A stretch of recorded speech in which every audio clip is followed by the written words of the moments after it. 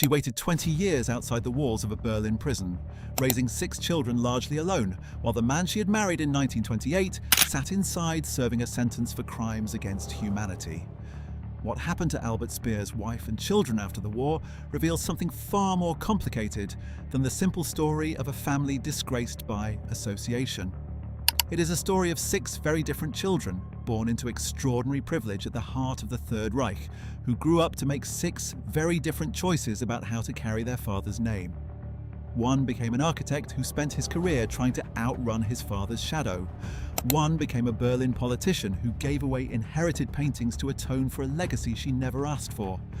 Others simply vanished from public life altogether, changing how they introduced themselves, building careers under the radar, refusing interviews for decades. Albert Speer was Adolf Hitler's favorite architect, and later his Minister of Armaments and War Production, the man historians have called the Nazi regime's most efficient technocrat, the only major defendant at Nuremberg to accept a measure of responsibility for what had happened. But behind the courtroom drama and the 20-year sentence at Spandau prison stood a wife and 6 children who never asked to be born into the inner circle of the Third Reich, and who spent the rest of their lives working out what that inheritance actually meant. Some tried to distance themselves entirely. Some tried to make amends, and at least one spent her life turning her father's legacy into something resembling redemption. In this video, we will find out what became of Margarete Speer and her 6 children after the collapse of Nazi Germany. So, without further ado, let's start at the beginning, with the woman who married Albert Speer years before anyone had heard of the Third Reich. Margaret Weber was born on September 8, 1905, in Heidelberg, the daughter of a prosperous master craftsman who ran a workshop employing around 50 people and who sat on the local town council. The Weber household was, by every account that survives, warm and lively, filled with the noise of a large family, in sharp contrast to the more reserved, class-conscious household that young Albert Speer had grown up in, a few streets away. Speer's mother in particular looked down on the Webers as socially inferior, despite the family's evident prosperity, and she made her disapproval known from the moment her son began courting Margaret in the summer of 1922. Albert and Margaret had known each other from childhood, their families moving in overlapping circles in Heidelberg, but it was in his university years that the relationship blossomed into something serious. Speer's father wanted his son to become an architect, following the family trade, and Albert dutifully studied at Karlsruhe, then Munich, then finally Berlin, where he came under the tutelage of the architect Heinrich Tessenow.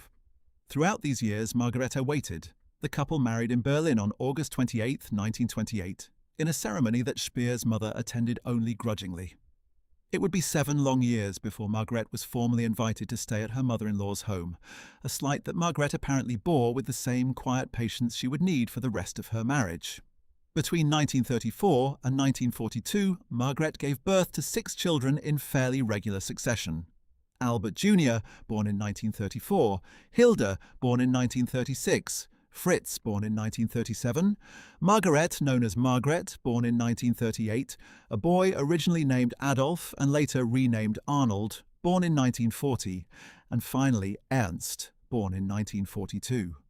6 children in 8 years, arriving just as Albert Speer's career was accelerating beyond anything the young couple could have imagined when they married in the relative obscurity of the late 1920s. What changed everything, of course, was December 1930, when Speer attended a Nazi party rally in a Berlin beer hall and found himself, by his own later account, swept up by Adolf Hitler's oratory. He joined the party in January 1931, and within a few short years his architectural talent had caught the eye of the Nazi leadership. By 1933, with Hitler now Chancellor, Speer's fortunes transformed almost overnight. He designed the staging for the Nuremberg rallies, oversaw the rebuilding of the Reich Chancellery, and became, in the words of one Nuremberg prosecutor, the architect who gave the Third Reich its visual grammar of power. For Margarete and the growing brood of Speer children, this meant a childhood almost unimaginably different from that of ordinary German families. The Speers acquired a home near Hitler's mountain retreat at Obersalzberg, and the children spent long stretches of their early years playing within sight of the Berghof, treated by Hitler himself as something like a favoured, friendly neighbour. Margaret became close to Eva Braun, Hitler's companion, and the two women's children reportedly played together while the men discussed matters of state. When the adults gathered to talk architecture and politics, Eva Braun would sometimes entertain the youngest Speer children with imported American Mickey Mouse cartoons, an almost surreal detail of domestic normalcy set against the machinery of a regime that was, even then, beginning its campaign of persecution and murder. The children later recalled these years, when they spoke of them at all, as an idyllic childhood full of mountain air, dramatic alpine landscapes, and a father who, though frequently absent on official business, was remembered as warm and attentive during the time he did spend at home. Was it truly idyllic? Or was it a childhood built on the deliberate blindness the entire family would need to carry forward? That question would follow every one of Speer's children for the rest of their lives. As Speer's responsibilities grew, so did his distance from his own household. Hitler appointed him General Building Inspector for Berlin in 1937, tasking him with a grandiose plan to remake the German capital, complete with a boulevard wider than anything in Paris and a domed assembly hall taller than any structure on Earth. Then, in February 1942, Speer's predecessor as Minister of Armaments, Fritz Todt, died in a mysterious plane crash after a meeting with Hitler at the Wolf's Lair. Speer, who by his own account had narrowly avoided boarding the same aircraft, was appointed to succeed him within hours. It was in this new role, overseeing Germany's entire war economy, that Speer would commit the actions that eventually brought him to a defendant's chair at Nuremberg: the exploitation of millions of forced and slave labourers, drawn from occupied territories and concentration camps alike, to keep German factories running even as Allied bombs fell and the war visibly turned against the Reich. Margaret, meanwhile, managed a household that shuttled between Berlin and the family home near Obersalzberg, raising 6 children largely without their father, who by his own admission grew increasingly consumed by his ministry and increasingly distant from his family as the years wore on. Even before the war's catastrophic final months, Albert Speer had already begun the emotional withdrawal from his wife and children that would define the rest of his life. Whatever intimacy the couple had once shared in Heidelberg had, by the war's end, been replaced by something far more formal and distant, though Margaret would remain married to him and would remain by his side in her fashion for the rest of his life. The end, when it came, arrived with brutal speed. In the final weeks of the war, Speer defied Hitler's scorched earth orders to destroy German industrial infrastructure ahead of the advancing Allies, a decision he would later present as evidence of his fundamental decency, though historians have long debated how much of it reflected genuine conscience versus simple pragmatism. British forces captured him in May 1945 while he was shaving at a temporary headquarters in Flensburg.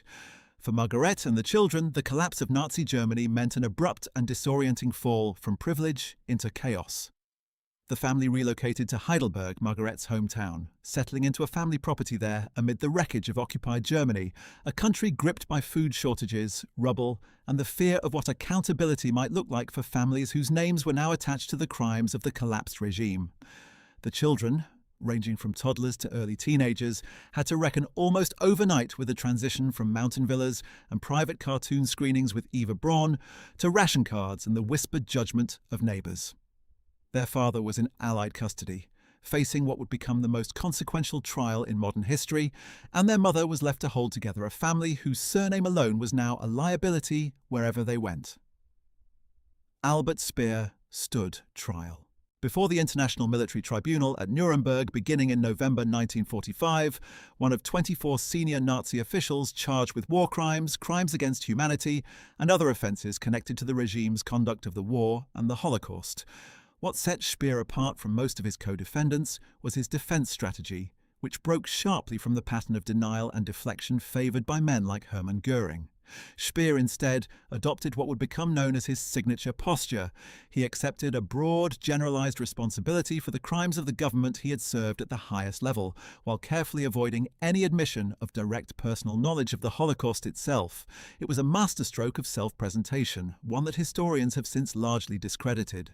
Speer was photographed visiting the Mauthausen concentration camp in March 1943, inspecting the treatment of slave labourers there and at the nearby Gusen camp, and later scholarship, drawing on documents unavailable to the tribunal in 1946, has demonstrated that Speer was considerably more aware of and complicit in the machinery of the final solution than his carefully rehearsed courtroom testimony ever suggested. But in 1946, the strategy worked, at least in the sense that it likely saved his life. On October 1st, 1946, the tribunal sentenced Speer to 20 years imprisonment rather than death, a sentence that stunned even some of his fellow defendants, several of whom went to the gallows for what many historians now regard as comparable or lesser culpability. For Margaret, the verdict meant certainty of a kind, 20 years stretching out ahead of her, a horizon she would have to plan an entire family's life around. Speer began his sentence at Nuremberg's prison before being transferred in July 1947 to Spandau prison in the British sector of Berlin, where he would spend the bulk of his imprisonment alongside 6 other senior Nazi officials, including Rudolf Hess and Baldur von Schirach. Life at Spandau operated under a strict rotating administration by the 4 occupying powers, and communication with the outside world was rigidly controlled. Officially, Speer was permitted only limited correspondence, primarily with his wife, and it was through these letters, smuggled and censored in equal measure, that he maintained what threadbare connection he could with his 6 children as they grew from young school children into teenagers and young adults, almost entirely without him. Margaret visited when the prison's Byzantine rules allowed it, standing at the gates for what would ultimately stretch into 2 decades of a marriage conducted mostly on paper. Meanwhile, back in Heidelberg, she faced the grinding practical challenge of raising 6 children on severely constrained means. Speer's assets had been affected by the chaos of denazification proceedings, and it fell to loyal associates from his old ministry, men like Rudolf Wolters, his former colleague, to organize financial support for the family, soliciting contributions from architects and industrialists who had profited from wartime contracts under Speer's ministry. Wolters opened a bank account in 1949 specifically to fund the children's education, a quiet, unofficial support network operating in the margins of a family whose patriarch was, in the eyes of the world, a convicted war criminal. What must it have been like raising 6 children under that kind of scrutiny? Every teacher, every neighbour, every prospective friend's parent would have known exactly whose children these were. West German society in the 1950s was only beginning its long, uneven reckoning with the Nazi past, a process many historians describe as decades behind where it needed to be, and the Speer children came of age in classrooms and streets where their surname carried a weight most of their peers never had to consider. Each of them would develop a different strategy for living with that weight, and those strategies would take them down radically divergent paths, into architecture, into politics, into total privacy, into activism, and in one tragic case, into an early grave. Margaret herself remained a figure of quiet, almost stoic endurance throughout these years, managing correspondence with her imprisoned husband, overseeing the practical needs of 6 growing children, and periodically making the journey to stand outside Spandau's walls. She rarely spoke publicly about her situation, and no memoir or extensive interview from her survives to explain in her own words how she reconciled the life she had built with the man she had married in 1928 with the catastrophe that man's career had become. What we do know comes largely through the recollections of her children, who would later describe their mother as devoted above all to preserving some semblance of stability for them, whatever it cost her personally. The 1950s brought Hilde Schramm's remarkable teenage journey into sharp focus, a story that would later come to symbolize just how differently the Speer children would eventually process their inheritance. As a teenager, Hilde won a competitive scholarship through the American Field Service to spend a year studying in the United States, a program designed to build cultural bridges between former enemy nations in the aftermath of the war. When American immigration officials learned that the applicant was the daughter of a convicted Nazi war criminal serving time at Spandau, they initially refused her a visa. The decision sparked public controversy, and in a turn that would prove almost unbearably ironic given the trajectory Hilde's life would eventually take, several American families, some of them Jewish, publicly offered to host her, arguing that the sins of the father should not be visited upon the child. Under this pressure, the State Department reversed its decision, and the teenage Hilde Speer travelled to Hastings High School, just outside New York City, for a formative year abroad that she would later credit with shaping her lifelong commitment to democracy, tolerance, and reckoning honestly with history. It was a small, almost accidental encounter that planted the seed for what would become, decades later, one of the most striking redemption stories to emerge from any Nazi leader's family, a story we will return to shortly. But first, let's continue following what happened as the 1950s wore on. The Speer children grew older, and their father remained locked behind Spandau's walls with 15 more years still to serve. Throughout this period, correspondence between Speer and his children became the primary, sometimes only, thread connecting them. Hilda in particular began writing to her father regularly starting around 1953 when she was 17. Initiating an exchange of letters that would eventually stretch across nearly 2 decades and total in the hundreds. In these letters, preserved and later studied by historians, a teenage Hilda can be seen pressing her father with pointed, uncomfortable questions about what exactly he had known of the persecution of Germany's Jews and the machinery of the Holocaust. Questions Speer answered with the same carefully hedged evasions he had perfected at Nuremberg. It is a remarkable historical document in its own right. A daughter, still a teenager, already beginning the process of moral interrogation that her father would never fully submit to, even in the intimate, unguarded space of private letters to his own child. Did she suspect, even then, that his answers didn't add up? The tone of her later life work suggests she did. Not every one of Speer's children took this path of active questioning. Fritz and Arnold, in particular, would grow into notably more private adults, largely avoiding public commentary on their father's legacy, a contrast that would only become more pronounced as their siblings Hilda and, later, Margaret took increasingly public stances on the family's history. This divergence among 6 children raised in the same household under the same circumstances offers a striking illustration of just how individually people process inherited guilt and trauma. There was no single Speer family response to the catastrophe of their father's career. There were 6 responses, unfolding in parallel over the following decades, each shaped by birth order, temperament, and the particular way each child chose to relate to a father most of them barely knew outside the confines of prison visiting rooms and censored letters. As we move forward into the 1960s, we will see those 6 paths begin to diverge even more sharply, starting with the family's long-awaited reunion when Albert Speer finally walked free from Spandau prison in October 1966, after serving his full 20-year sentence to the day. Speer's release on October 1st, 1966, was nothing short of a worldwide media event. Reporters and photographers crowded the street outside Spandau and packed the lobby of the Berlin hotel where Speer would spend his first hours of freedom in over 2 decades. His Nuremberg defense counsel, Dr. Hans Flachsner, who had remained his attorney throughout the long imprisonment, accompanied Margaret to the prison gates to greet him. For Margaret, this moment represented the culmination of 20 years of waiting. 20 years of raising 6 children largely as a single parent, 20 years of visits and censored letters, and quiet, unglamorous endurance.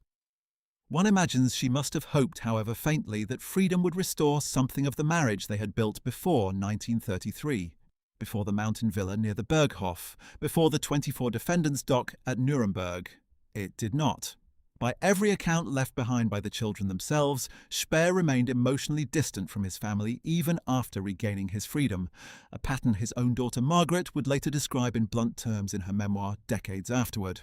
He had, in her words, spent his imprisonment and his subsequent freedom constructing what she called the Speer myth, an elaborate self-image as the repentant, apolitical technocrat who had merely served his country and expressed contrition for crimes he framed as belonging to others. Rebuilding a genuine relationship with 6 now-grown children who barely knew him, it turned out, was not a priority Speer pursued with anything like the energy he brought to rehabilitating his public image. That public rehabilitation proceeded with startling speed, barred from returning to architecture in any meaningful way, and with 2 potential design partnerships collapsing before they could begin, Speer instead turned to writing.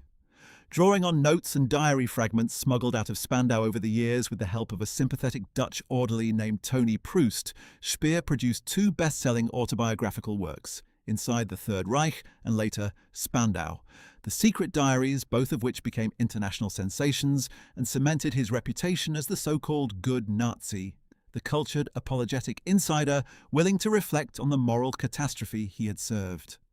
Historians would later demonstrate, particularly through the work of researchers like Matthias Schmidt and Gita Sereni, that these memoirs contained significant distortions and omissions engineered to protect Speer's carefully constructed image of limited culpability.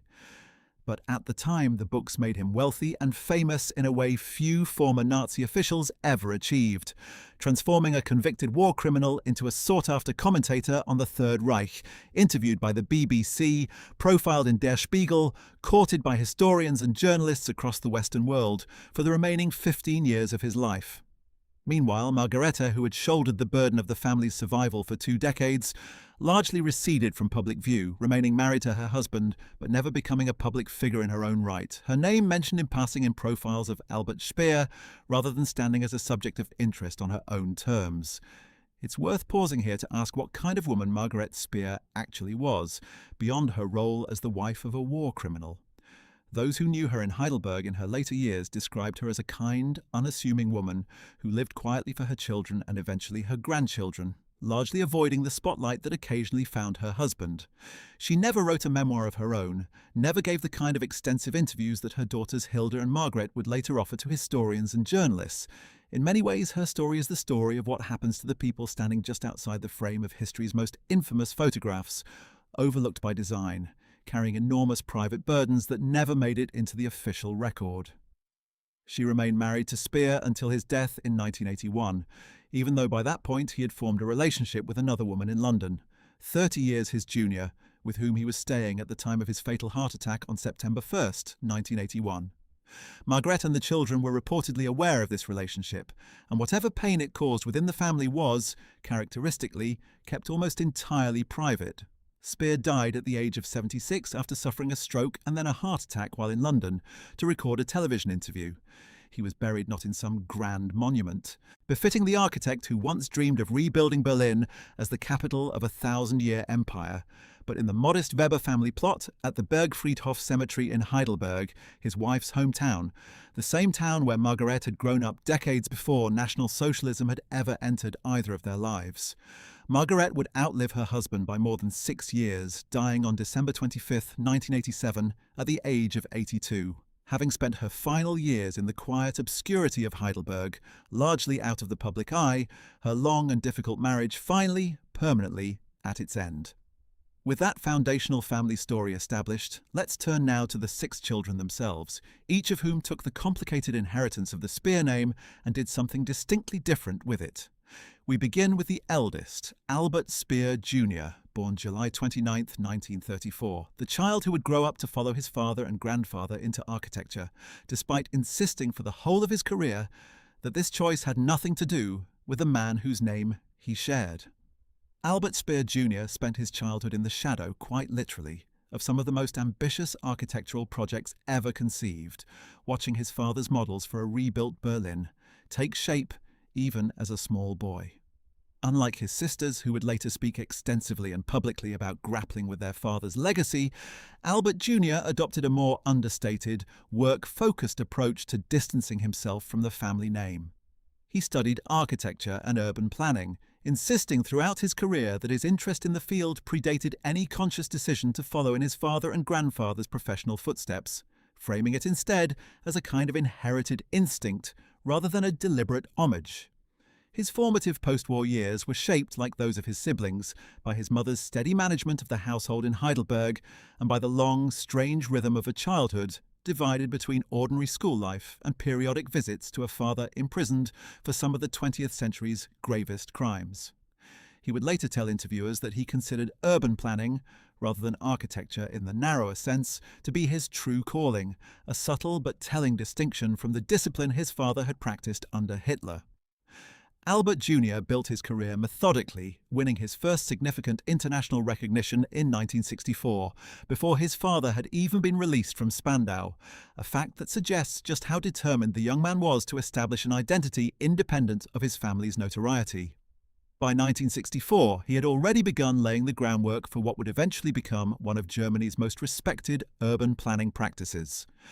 In 1984, 3 years after his father's death, he founded the firm Bureau Albert Speer and partner in Frankfurt am Main, a company that would grow over the following decades into one of Germany's largest and most well-regarded architecture and planning firms,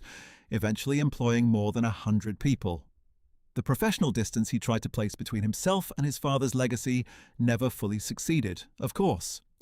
Reporters covering his work invariably mentioned his surname and its associations, and Albert Jr. spent much of his adult life, in the words of one American obituary written after his death, trying to differentiate himself from a father whose name opened doors even as it closed others.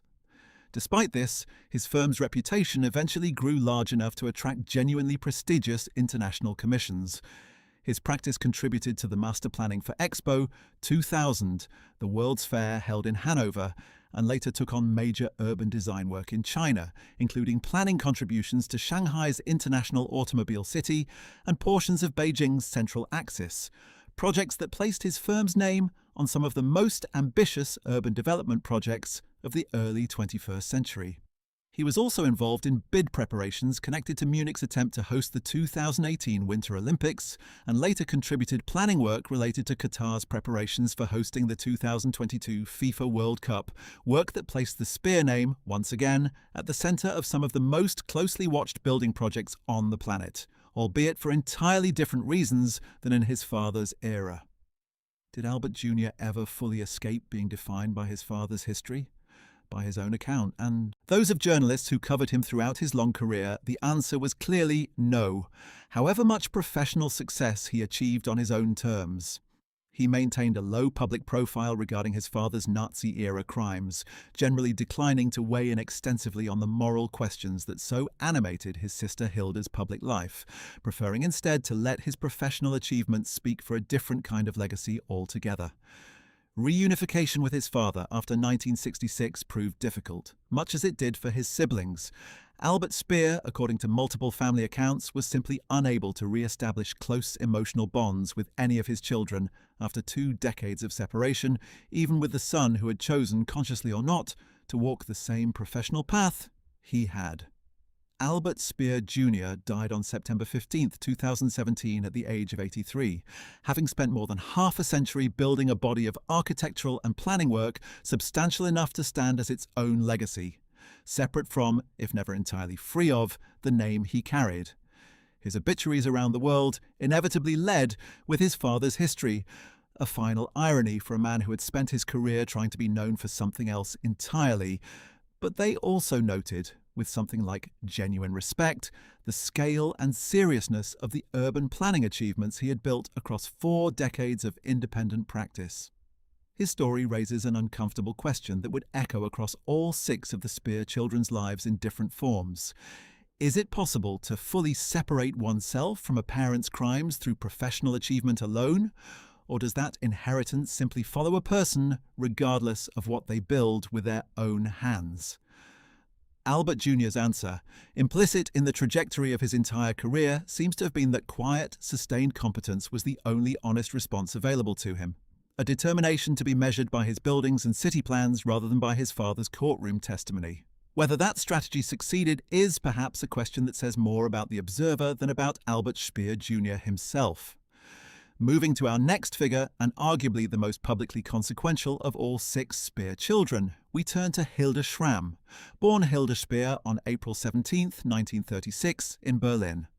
We already touched on her remarkable teenage exchange year in the United States, the visa controversy that made international headlines, and the beginning of her long correspondence with her imprisoned father. But what came after that formative American year would establish Hilda as, by a wide margin, the Speer sibling who most directly and publicly confronted the moral weight of their father's crimes, transforming that reckoning into decades of tangible political and philanthropic action.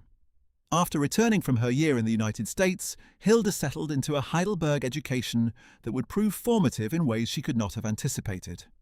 She attended a grade school originally founded by Elisabeth von Tadden, a devout Christian educator who had been executed by the Nazis for her role in a resistance circle, an irony that surely was not lost on a teenager whose own father sat convicted of crimes against humanity at that very moment.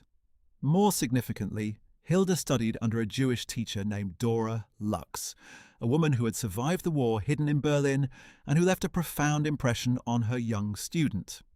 Hilda would later write an entire book examining Lux's life and survival,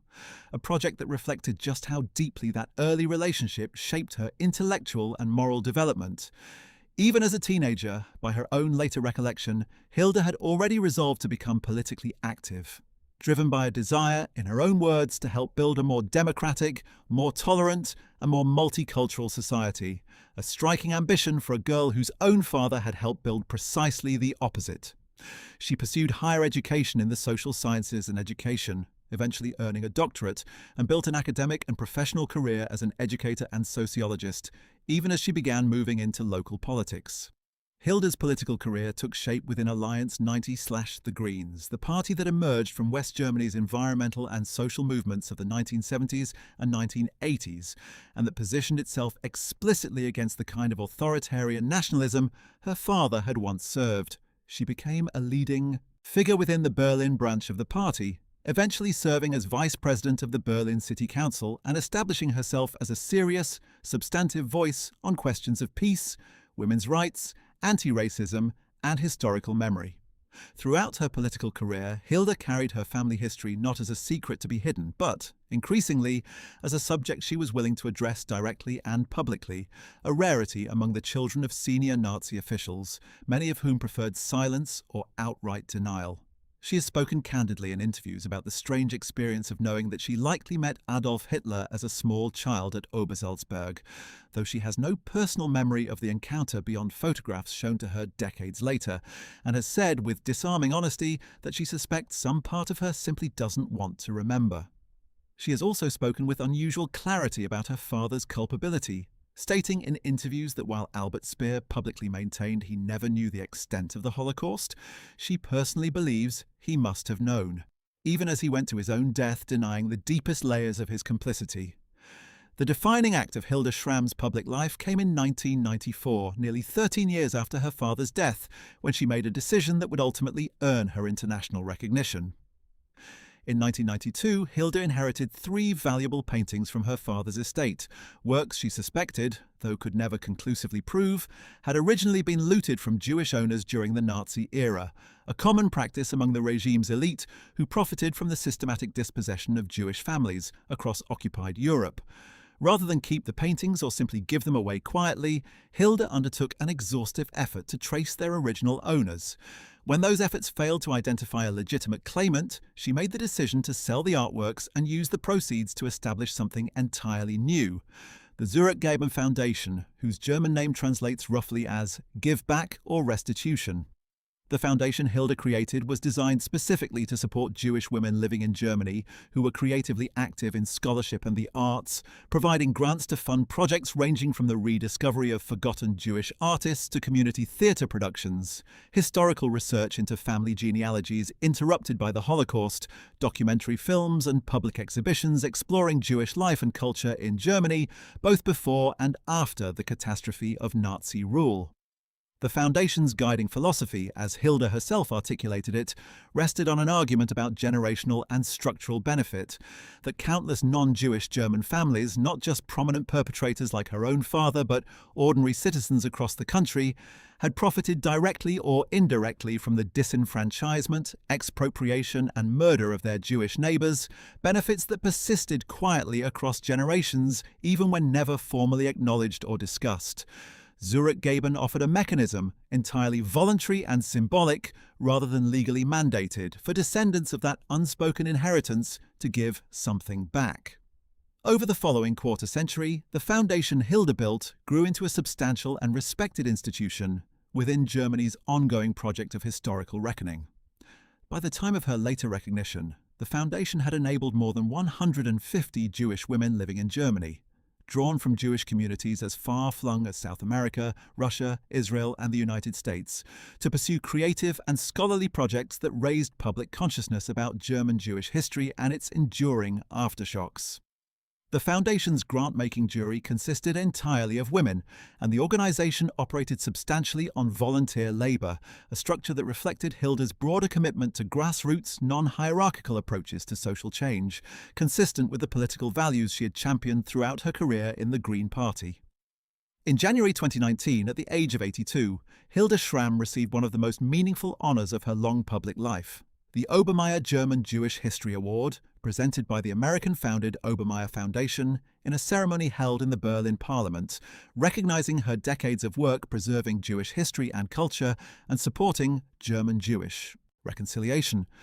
Accepting the honor, Hilda spoke with characteristic candor about her family history, acknowledging the historical weight of her father's Nuremberg conviction, while emphasizing that she was far from alone among her generation in carrying such an inheritance, noting that countless other German families of her age carried comparable, if less publicly documented, connections to the machinery of the Third Reich. What makes Hilda Schramm's story so striking is not simply that she distanced herself from her father's legacy, as several of her siblings also did in quieter ways, but that she actively transformed that legacy into a decades-long project of concrete restitution and remembrance. She didn't merely decline to defend her father's actions, she built an entire philanthropic institution premised on the idea that the material benefits flowing from Nazi-era crimes deserve to be actively, symbolically returned. Even into her 80s, Hilda continued this pattern of engaged activism far beyond the foundation itself. She opened her own Berlin home to refugees fleeing conflict in Syria and Afghanistan beginning around 2015, sharing her living space and bathroom with young people displaced by wars half a world away and decades removed from the one her father had helped wage, a choice she described simply as an effort to help newcomers get along well in a country still working out its relationship to difference and displacement. She has written and taught extensively on preventing right-wing extremism in schools, helped organize non-profit support for communities affected by Greece's financial crisis, and remained into her 9th decade one of the most consistently active voices among any children of senior Nazi officials anywhere in the world. Was her activism a form of genuine atonement, an attempt to settle a debt she did not personally incur but felt compelled to address anyway? Or was it, as some conservative critics in Germany have argued, an overcorrection rooted in inherited guilt that occasionally blurred into a kind of performative universalism? The debate has followed Hilda Schramm throughout her public career, and she has never shied away from engaging with it directly, a willingness to sit with discomfort and criticism that itself distinguishes her from the far more guarded, private postures adopted by most of her siblings. Now let's turn to Margarete Speer, known to the world as Margret Nissen, the fourth of the 6 Speer children, born June 19, 1938, and named directly after her mother. Of all 6 siblings, Margaret would eventually produce the single most detailed and unflinching public account of what it actually felt like to grow up inside the Speer household, both before and after the war, through her 2005 memoir Sind Sie die Tochter Speer, which translates roughly as Are You Speer's Daughter?, a title drawn directly from the question she says she has been asked, in one form or another, for the entirety of her adult life. Margaret's childhood followed the same trajectory as her siblings. Early years marked by wartime privilege near the Berghof at Obersalzberg, memories of Eva Braun entertaining the children with imported cartoons, and a father whose growing responsibilities as Minister of Armaments kept him increasingly absent even before his 1945 arrest, fractured the family entirely. Unlike Hilda, who moved into public political life, Margaret pursued a career in photography, eventually building professional credentials substantial enough to contribute architectural photography work to Berlin's Topography of Terror exhibition, a documentation centre built on the former site of Gestapo and SS headquarters, an assignment whose historical resonance for a daughter of Albert Speer hardly needs elaboration. For decades, however, Margaret largely avoided extensive public commentary on her family history, building her photography career quietly and raising her own family under her married name, Nissen, a choice that several of the Speer children made, whether formally or informally, in an effort to create some distance between their adult identities and their father's notoriety. That changed dramatically in January 2005 when Margaret published her memoir, breaking decades of relative public silence with an account that surprised many observers with its bluntness. In the book's 228 pages, illustrated with 89 black and white photographs drawn from family archives, Margaret offered what reviewers described as an unusually direct portrait of her father, one that explicitly named his crimes without attempting to exonerate or soften them, even as she also recounted the more intimate, complicated texture of childhood memories that could not be reduced to moral judgment alone. She wrote candidly about the strange choreography of visiting her father at Spandau prison across her childhood and adolescence, describing how Speer maintained an outward performance of paternal warmth during these visits and in his letters, even as the underlying relationship remained fundamentally strained by 2 decades of physical absence, and, as Margaret came to understand only gradually, by her father's deeper evasions about his own culpability. Perhaps most pointedly, Margaret's memoir directly accused her father of spending his post-Spandau years constructing what she termed the Speer myth, a calculated public image built to obscure the depth of his actual knowledge and involvement in the crimes of the regime he had served, a characterization that closely echoed and in some ways confirmed the skepticism historians had already begun directing at Speer's self-serving memoirs. Margaret's book also illuminated something rarely discussed in the broader historical record, the fractures and silences that persisted among the 6 Speer siblings themselves regarding how to process their father's legacy. She wrote of limited, sometimes strained communication among the adult children on the subject of their father, noting that while she and Hilda eventually became willing to discuss the family's history publicly, their brothers Fritz and Arnold maintained notably lower profiles throughout their lives, generally declining to comment on the subject at all, a silence that Margaret's memoir suggested was its own kind of unresolved family tension, 6 people bound together by an inheritance they never fully discussed among themselves in any collective, systematic way. Margaret's account did not attempt to present a unified Speer family verdict on their father's guilt or innocence. Instead, it offered something more honest, a fragmented, individually negotiated set of private reckonings, some conducted in public through activism and philanthropy,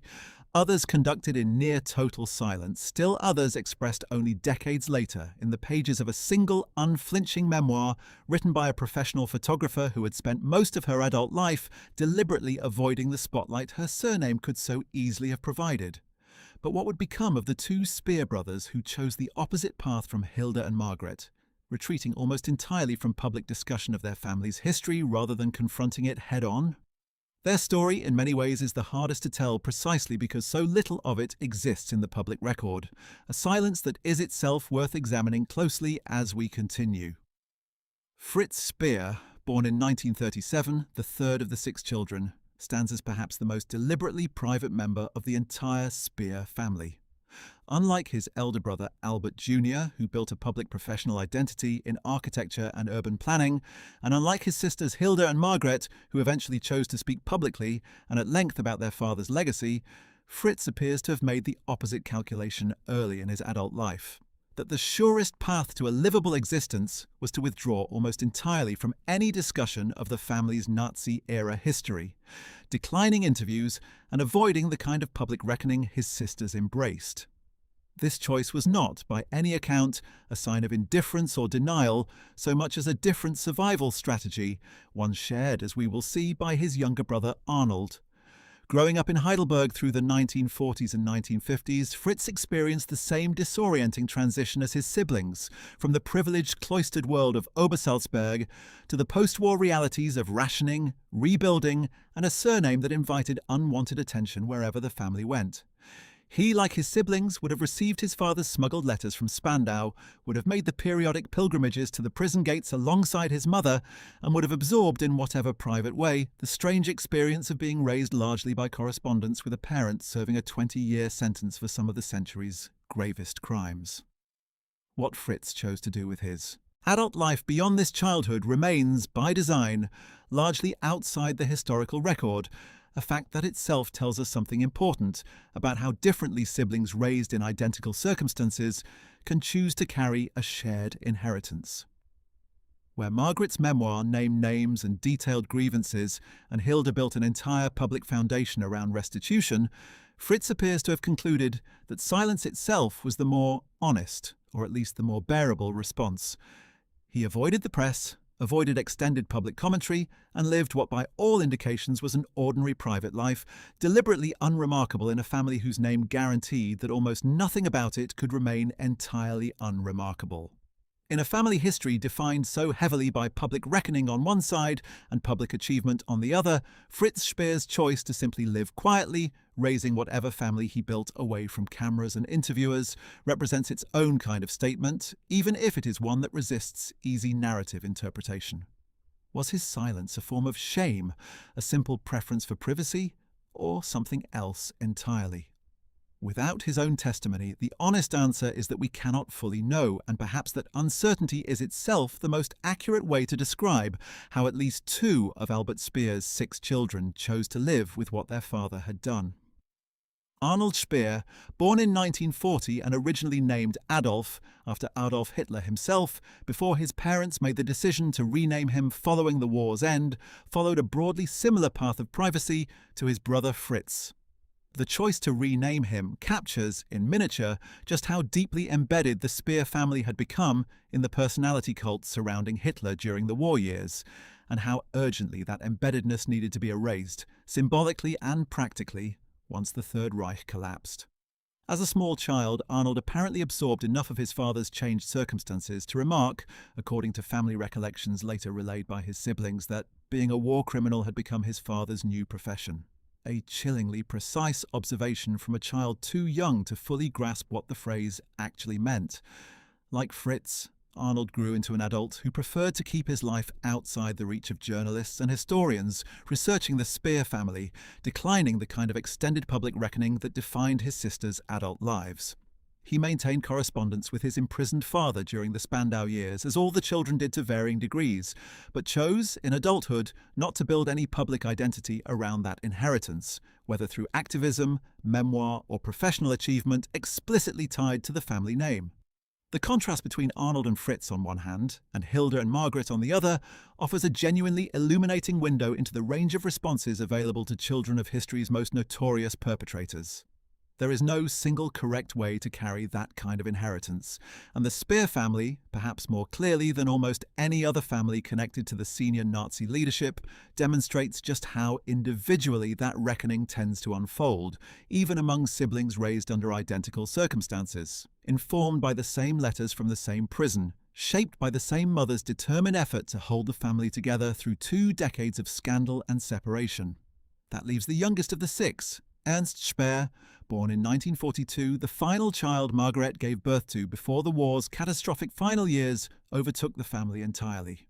Ernst's story is, of all 6 siblings, the thinnest in the historical record, a product both of his own evident preference for privacy and of simple circumstance. He was barely 3 years old when his father was taken into Allied custody, meaning he had almost no direct memory of a father who was not already a distant, imprisoned figure, known primarily through photographs and letters read aloud by his mother. Where his older siblings could at least recall fragments of the pre-war and wartime years at Obersalzberg, the mountain villa, the walks with Hitler, the cartoons with Eva Braun, Ernst's earliest conscious memories would have been formed entirely within the post-war reality of a Heidelberg household run by a single mother, periodic visits to a forbidding prison in occupied Berlin, and a surname that preceded him into every classroom and social encounter of his childhood. Like his brothers Fritz and Arnold, Ernst chose in his adult life to remain almost entirely outside public discussion of the family's history, a decision that meant his career, his family life, and his personal reckoning with his father's crimes have remained essentially private, known only within the family itself. It is worth pausing on this pattern across 3 of the 6 Speer children, because it complicates any simple narrative about how the children of senior Nazi officials processed their inheritance. The popular imagination, shaped heavily by figures like Hilda Schramm and, to a lesser extent, Margaret Nissen, tends to assume that children of prominent perpetrators either became public activists atoning for their parents' crimes or remained defiant apologists defending them. The reality within the Speer family suggests a third, quieter path was just as common, if far less visible to history, simply declining to engage with the question publicly at all, neither defending nor atoning, choosing instead to build ordinary private lives as far removed from cameras and historians as circumstances allowed. 3 of Albert Speer's 6 children, Fritz, Arnold and Ernst, appear to have chosen this third path, and their relative absence from the historical record is not evidence that they felt nothing about their father's legacy, only that whatever they felt they kept largely to themselves and to their own families. This divergence among the siblings makes Albert Speer's own failure to reconnect meaningfully with any of his 6 children after his 1966 release all the more striking. Here was a man who had spent 20 years in Spandau writing letters to his children, who emerged from prison to become one of the most sought-after commentators on the Third Reich in the Western world, giving hundreds of interviews and writing best-selling books that reflected, at great length, on his own culpability and psychology. And yet, by the consistent testimony of his own children across decades of subsequent interviews and Margaret's 2005 memoir in particular, Speer proved incapable of translating any of that introspective energy into genuine emotional repair with the family he had left behind for 2 decades. He remained, in his daughter's blunt assessment, more invested in constructing a legacy than in rebuilding relationships, a pattern that persisted right up until his death in 1981. Perhaps this should not be surprising. A man capable of managing slave labor programs while maintaining, to himself and later to the world, that he bore only generalized responsibility for the horrors of his ministry, may simply have lacked the emotional capacity or the willingness to sit with the more intimate reckoning his own children needed from him. Whatever the explanation, the practical result was a family permanently shaped by absence. 20 years of physical separation followed by 15 more years of emotional distance, even after the prison gates had finally opened. It's worth placing the Speer children's varied responses within the broader context of how other children of senior Nazi officials chose to navigate similarly poisoned inheritances, because the range on display within a single family mirrors, in miniature, the range visible across the wider generation of children born into the Third Reich's leadership circle. Gudrun Himmler, daughter of the SS chief Heinrich Himmler, took a dramatically different path than any of the Speer children, remaining a committed, unrepentant defender of her father's memory and of National Socialist ideology more broadly for the entirety of her long life, actively supporting networks that aided fugitive SS members and refusing, right up until her death, to accept the historical verdict on her father's central role in orchestrating the Holocaust. Set against Gudrun Himmler's lifelong defiance, even the Speer children who chose silence over activism, Fritz, Arnold and Ernst, look markedly different. Their withdrawal from public life reads far more plausibly as discomfort or shame than as loyalty to their father's cause. None of the 6 Speer children, whatever their individual strategy, ever publicly defended National Socialism itself or denied the fundamental criminality of the regime their father had served. A meaningful distinction from families like the Himmlers, where at least one child spent decades actively working to rehabilitate a parent's reputation, within unrepentant far-right circles. Other prominent Nazi families produced their own varied patterns. Edda Goering, daughter of Hermann Goering, spent much of her adult life defending her father's memory in more muted, private ways, generally avoiding the kind of public philanthropic reckoning that defined Hilde Schramm's career, while also never embracing the extremist defiance that characterized Gudrun Himmler. Nicholas Frank, son of the so-called Butcher of Poland, Hans Frank, took yet another path entirely, one perhaps closer in spirit to Hilde Schramm's, writing an extraordinarily harsh, unsparing memoir about his own father that went even further than Margaret Neeson's account of Albert Speer, describing his father in terms of open contempt, rather than the more measured, complicated portrait Margaret offered of Albert Speer. Viewed against this broader landscape, the Speer children occupy something like a middle ground, never defiant apologists for their father's crimes, but also rarely as unsparingly critical as Nicholas Frank, with Hilde Schramm's restitution work standing as the family's closest analogue to genuine, sustained atonement, and Margaret Neeson's memoir representing an honest, if less activist, form of public reckoning. What made the Speer children's situation distinct from many of these comparable families was the specific nature of their father's own public rehabilitation. Unlike Himmler or Frank, both executed or dead by suicide before facing extended public scrutiny, Albert Speer lived for 35 years after the war's end, 15 of them in freedom, during which he became arguably the most publicly visible and commercially successful former Nazi official in the world, courted by publishers, television networks, and historians eager for his perspective. This meant his children grew up not merely in the shadow of a dead or imprisoned war criminal, as many of their peers did, but in the ongoing, living shadow of a father who was simultaneously admitting generalized guilt and building a lucrative, internationally celebrated career out of that very admission.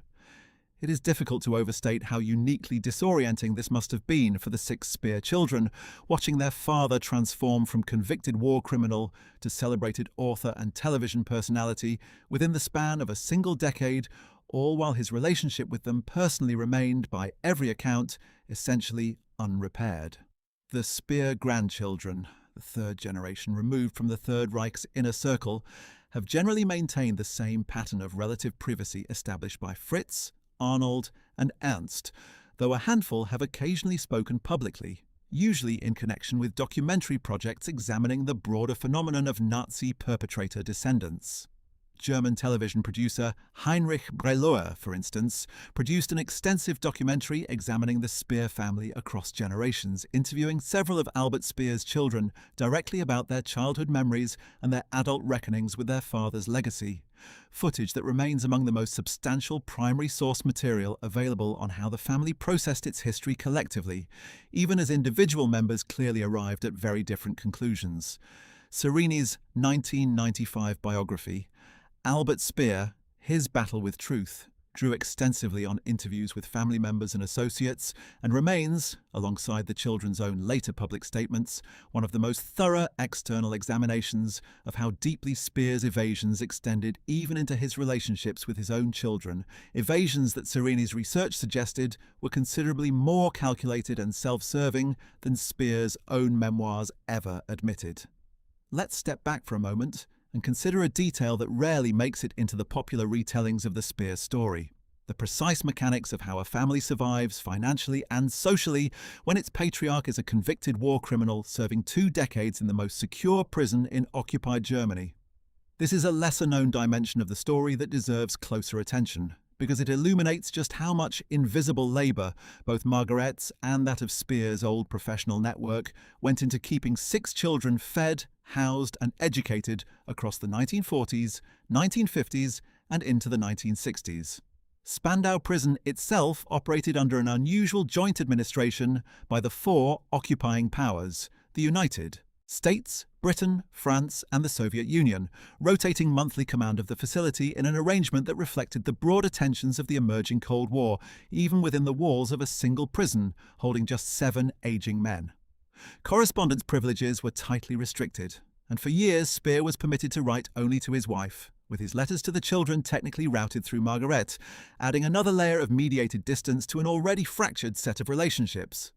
It was against this backdrop that Rudolf Wolters, Speer's former ministry colleague and longtime friend, quietly organised what amounted to a private support network for the family, soliciting funds beginning in 1949, specifically from architects, industrialists and other beneficiaries of wartime contracts who had profited under Speer's ministry and who now, discreetly, helped finance his children's schooling. This arrangement, largely hidden from public view for decades, reveals an uncomfortable truth about post-war West Germany. The same networks of complicity and mutual benefit that had powered the Nazi war machine did not simply evaporate in 1945, but persisted quietly, redirected now towards supporting the families of convicted criminals, rather than funding armaments production. This financial support network eventually became a source of significant tension between Speer and Wolters, one worth pausing on because it reveals just how carefully Speer managed even the smallest details of his public image throughout his imprisonment and beyond. Wolters had also taken custody of what was known as the Chronicle, Speer's personal diary and record of his wartime activities, which he had edited before eventually donating a version to the German Federal Archives following Speer's release. The version Speer donated conspicuously omitted references to Jewish persecution and other uncomfortable details, an editorial choice that later came under scrutiny when the historian David Irving discovered discrepancies between the sanitized chronicle and independent documentary evidence. When confronted, Speer reportedly asked Wolters to destroy the original unedited material, a request Wolters refused, retaining his own copy of the full, unaltered record. The friendship between the two men deteriorated sharply as a result, and in the year before Speer's death, Wolters granted access to the unedited chronicle to the historian Matthias Schmidt, who went on to author the first major scholarly work seriously critical of Speer's self-presentation, a work that arrived just as Speer's carefully cultivated reputation as the good Nazi was reaching its commercial and cultural peak. It is a small, telling episode. Even the man who had quietly helped fund Speer's children's education for years eventually became one of the key sources exposing just how much Speer had continued to obscure and distort, even in his supposedly candid post-war reckoning. How much did the Speer children themselves know about these deeper layers of their father's deceptions while they were growing up? The honest answer, based on the accounts that survive, is very little, at least during the years of his imprisonment. Margaret appears to have shielded her children as best she could from the full weight of the historical record being assembled against their father, focusing instead on the practical work of raising them and preserving whatever family stability remained possible under the circumstances. It was only as the children reached adulthood, and particularly after Speer's release and subsequent decades of public commentary, that they began independently forming their own, often divergent judgments about what their father had actually done, and how honestly he had reckoned with it. This delayed, staggered process of discovery, each child arriving at their own conclusions on their own timeline, helps explain why the 6 siblings' adult responses diverged so sharply rather than converging on any single family position. There was no unified moment of collective reckoning, no single family meeting where the Speer children sat down together and decided how to process what their father had done. Instead, there were 6 individual, largely private journeys, unfolding across decades, shaped as much by each child's personal temperament and circumstances as by any shared childhood experience. This pattern, incidentally, mirrors something historians have observed across the broader landscape of post-war West German society, sometimes described as the problem of the second generation's reckoning with the first. Historians researching Vergangenheitsbewältigung, the German term for the process of coming to terms with a difficult past, have noted that children of perpetrators, whether prominent figures like the Speers or the millions of far less famous Germans whose parents and grandparents had participated in or tacitly supported the Nazi regime, faced a uniquely difficult psychological task: reconciling love and loyalty toward a parent with an unflinching moral assessment of what that parent had actually done. West Germany's broader national reckoning with the Nazi past proceeded in fits and starts across the post-war decades, arguably not reaching anything resembling a societal consensus on collective responsibility until the student movements of the late 1960s began forcing more direct, uncomfortable conversations about parental and grandparental complicity. Conversations that dovetailed almost exactly with the years immediately following Albert Speer's own release from Spandau in 1966.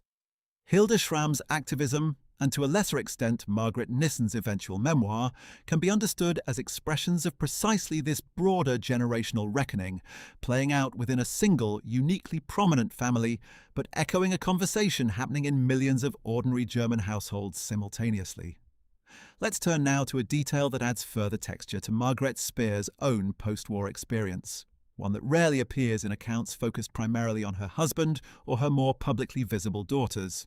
Margaret's relationship with her own extended family in Heidelberg provided a crucial support structure during the difficult early post-war years, when the Speer name carried immediate social stigma in occupied Germany. Her father's craftsman workshop, though diminished by the war's disruptions, still provided some measure of the Weber family's established local standing, and it was this Weber family property and reputation in Heidelberg, rather than anything connected to her husband's now toxic name, that gave Margaret a foundation to rebuild upon. In a sense, the very geographic and social retreat that defined the family's post-war life. Moving from the Nazi elite's mountain retreats to a modest provincial university town mirrored the deeper retreat the family as a whole needed to make, away from the trappings and networks of Third Reich power, back toward the ordinary, respectable middle-class world the Webers had always occupied, a world Albert Speer had once needed to marry into in order to access, and which his wife and children now needed to retreat into in order to survive his crimes.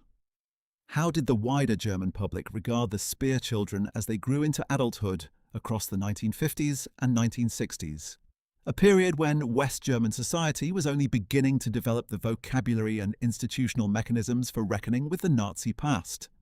The historical record suggests a complicated, evolving relationship. In the immediate post-war years, particularly through the late 1940s and early 1950s, when denazification proceedings and continued Allied occupation kept memories of the Third Reich's crimes freshly, uncomfortably present, The Speer children would have faced more direct social stigma, the kind of whispered judgment and exclusion that Hilda's American visa controversy in the mid-1950s made briefly publicly visible to an international audience. By the time Albert Speer walked free in 1966, however, West German society had entered a different phase, one in which his own carefully constructed public rehabilitation as the repentant technocrat actually made things somewhat easier, if no less complicated, for his children. A father widely regarded, however inaccurately, as the one senior Nazi official who had genuinely reckoned with his guilt, offered his children a slightly different social position than they might have occupied had he remained defiant like so many of his co-defendants. This helps explain perhaps why none of the 6 children needed to spend their adult lives actively distancing themselves from an unrepentant father in the way children of figures like Rudolf Hess, whose wife Ilse remained a committed defender of National Socialism until her own death in 1995, were forced to do. It's worth returning briefly to Rudolf Hess's family here, since the contrast illuminates something important about the specific dynamics within the Speer household. Ilse Hess, as we know from her own well-documented post-war life, remained a devoted, unapologetic supporter of National Socialism for the entirety of her life, following her husband's life sentence at the same Nuremberg trials that convicted Speer, providing support to Stille Hilfe, the relief organization for fugitive and imprisoned SS members, and publishing a controversial memoir defending her husband's legacy. Their son, Wolf Hess, inherited much of that unrepentant defiance, spending decades of his own adult life actively campaigning for his father's release from Spandau and later promoting revisionist narratives about his father's wartime role. Set against this family, the Speer children's collective trajectory, ranging from Fritz and Arnold's quiet privacy to Hilda's active restitution work, looks markedly different. None of the 6 ever became public defenders of National Socialism, and at least 2 became active participants in Germany's broader reckoning with the crimes their father had committed. This divergence between the Hess and Speer families offers a striking illustration of just how much individual family dynamics could shape the next generation's relationship to an almost identical historical inheritance. The Speer children's varied responses fit within a much broader pattern documented among the descendants of senior Nazi officials generally, a pattern that later became the subject of dedicated documentary and journalistic attention decades after the war's end. The 2011 Israeli-German documentary Hitler's Children, directed by Shanoch Ze'evi, brought together descendants of several notorious Nazi figures, including Katrin Himmler, grandniece of Heinrich Himmler, Rainer Höss, grandson of Auschwitz Commandant Rudolf Höss, and Nicholas Frank, son of the so-called Butcher of Poland, Hans Frank, offering an unusually candid window into how the 3rd and even 4th generations of these families continued wrestling with inherited guilt decades after the crimes themselves had been committed. Katrin Himmler, who married an Israeli man whose parents had survived the Holocaust, described researching and writing extensively about her family's history specifically so that her own son would grow up with a full, unvarnished understanding of what his ancestors had done, a project she pursued despite describing the research process itself as almost unbearably difficult at times. Rainer Höss went further still, travelling back to Auschwitz itself to meet survivors of the camp his own grandfather had commanded, a journey of confrontation that finds no direct parallel among the Speer children, none of whom appear to have made comparably dramatic public gestures of reckoning, even as Hilda Schramm's decades of foundation work arguably achieved something functionally similar through sustained institutional action, rather than a single dramatic gesture. Bettina Göring, grandniece of Hermann Göring, took perhaps the most extreme individual response documented among any descendant of the Nazi leadership, choosing voluntary sterilization in adulthood specifically to ensure she would not pass on what she described as her family's bloodline, a decision that stands in the starkest possible contrast to the choices made by any of the 6 Speer children, all of whom went on to have their own families and children despite carrying the same weight of paternal notoriety. Monika Hertwig, daughter of the Płaszów concentration camp commandant Amon Goeth, whose crimes were later depicted in the film Schindler's List, described the particular horror of discovering, well into an adult relationship, that a partner she had fallen in love with had actually survived imprisonment in her own father's camp, an almost unbearable collision of personal and historical memory that speaks to just how inescapably the crimes of these fathers continued to shape their children's most intimate adult relationships decades later. None of the Speer children appear to have faced quite so direct or devastating a collision between personal life and paternal atrocity, perhaps a reflection of Albert Speer's particular role as an administrator and technocrat, rather than as a camp commandant directly responsible for specific named victims in the way Armin Goeth or Rudolf Höss had been.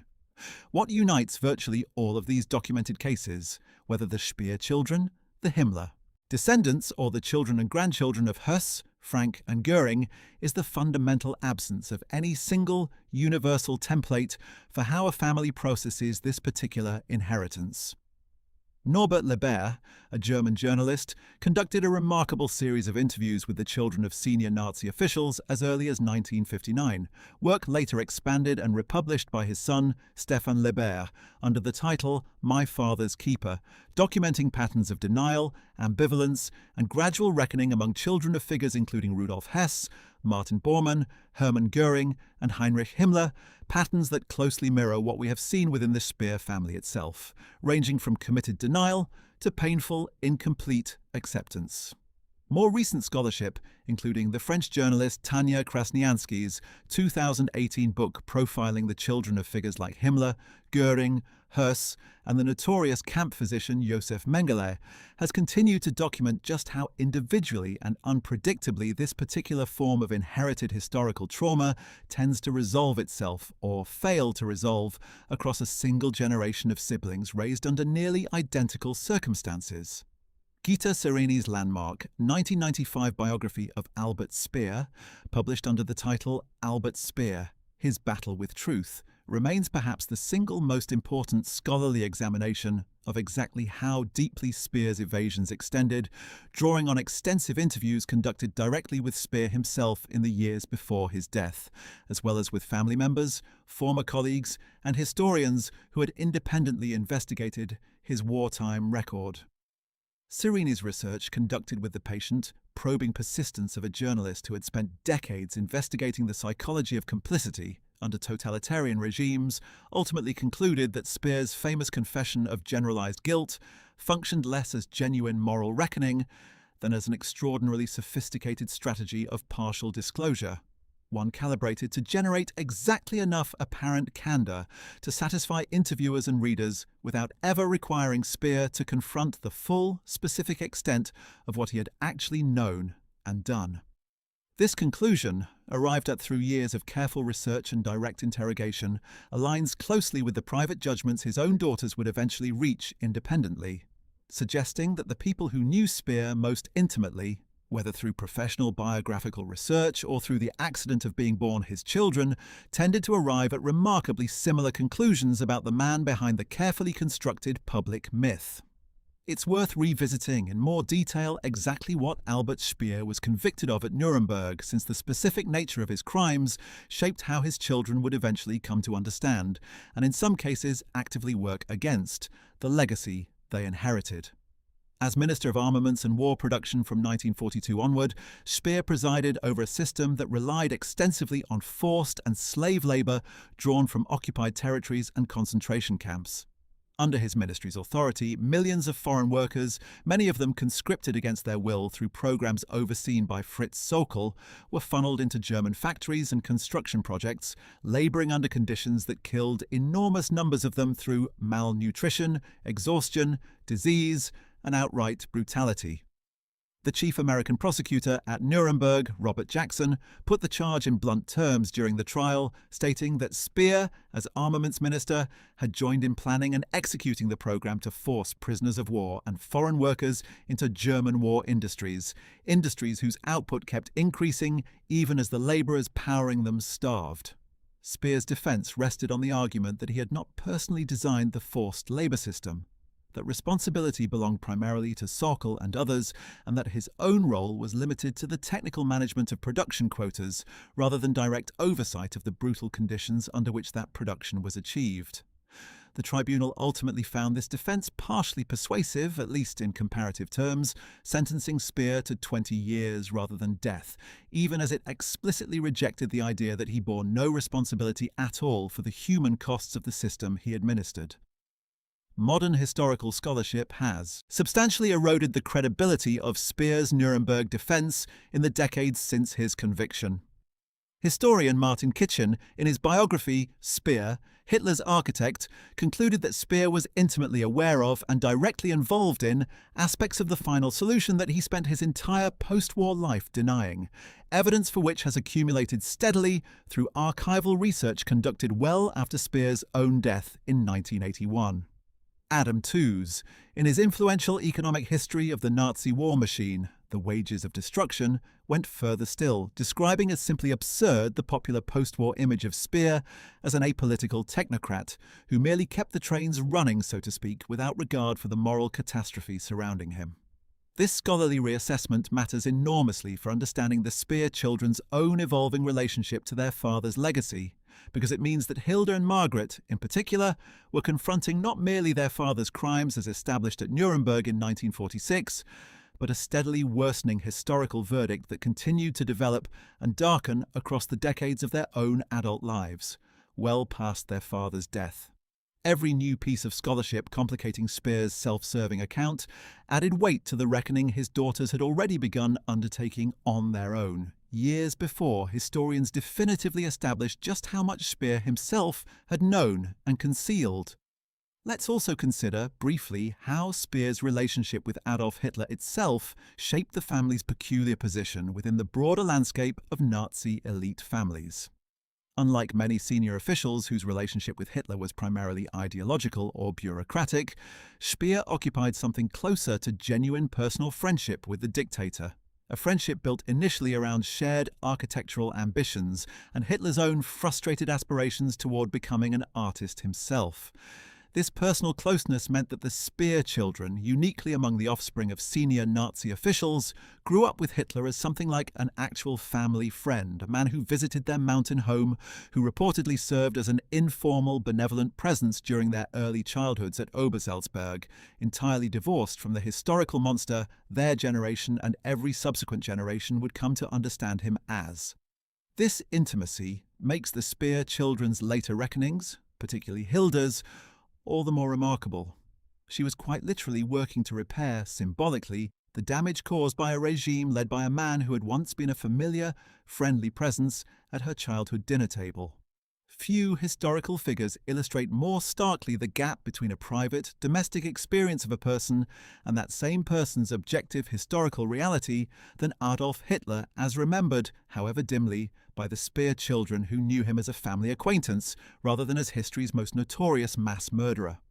The comparison to other Nazi leaders' wives extends usefully beyond Ilse Hess to figures like Emmy Goering, wife of Hermann Goering, who spent years after the war attempting to rehabilitate her husband's memory and her family's finances, ultimately publishing her own memoir defending him, and Magda Goebbels, who chose, alongside her husband Josef, to murder their 6 children in the Führerbunker, rather than allow them to grow up in a world without National Socialism, a horrifying contrast that throws into sharp relief just how differently Margaret Speer approached her own responsibility toward her 6 children.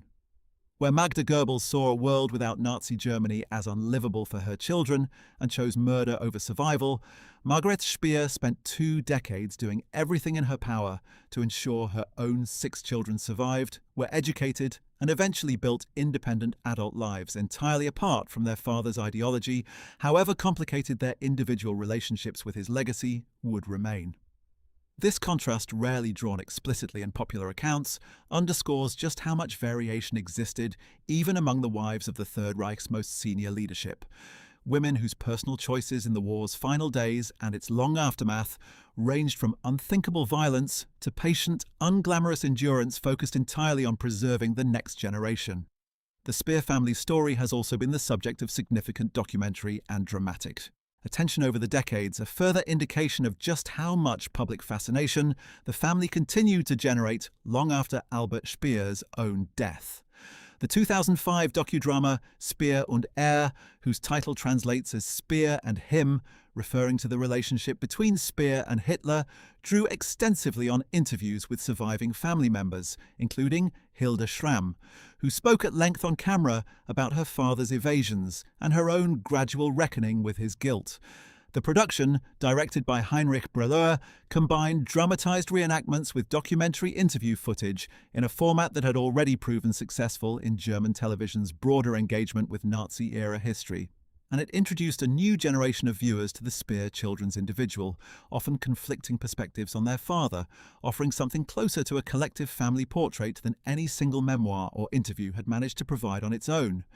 Breuer's earlier work had also touched on the Speer family, and his sustained interest in the subject across multiple projects reflects just how rich and complicated a case study the family represented for anyone interested in the intergenerational transmission of historical guilt, complicity, and reckoning.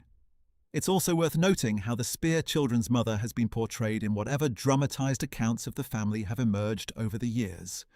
Margaret Speer, despite her central role in actually holding the family together through 2 decades of imprisonment, has remained a comparatively minor figure even in these documentary and dramatic treatments, most of which understandably focus their narrative energy on Albert Speer's own psychology and his relationship with Hitler, or on the children's individual reckonings with their father's crimes.